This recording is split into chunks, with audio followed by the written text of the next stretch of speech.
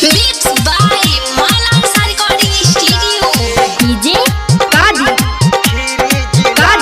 हट सीधी ले जइहे तो के भगा लइका खीरी जिला के ले जइहे तो के भगा लइका खीरी जिला के डली है सपाटी रानी भगबू तू चिल्ला के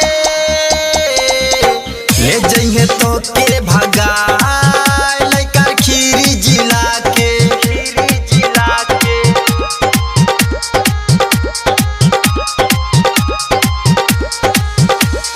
डीजे कादी हट सीधी तनी सटा पजरिया आजा धलिया कवरिया काहे हमसे लजालू लचकाव कमरिया तनी सटा पजरिया आजा धलिया कवरिया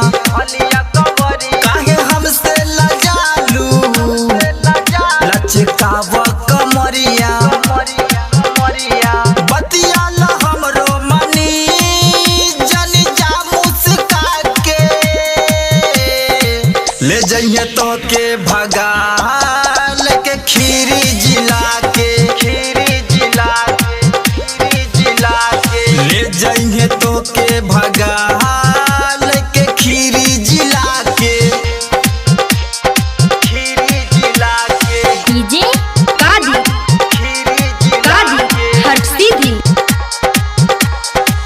सुन ये रनिया देखी तोहर जवनिया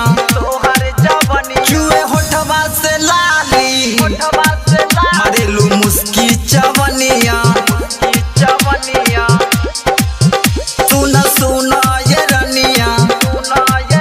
देखी तोहर जवनिया चुए होठवा से लाली मारेलू मुस्की चवनिया गुड्डू भोजपुरिया जाने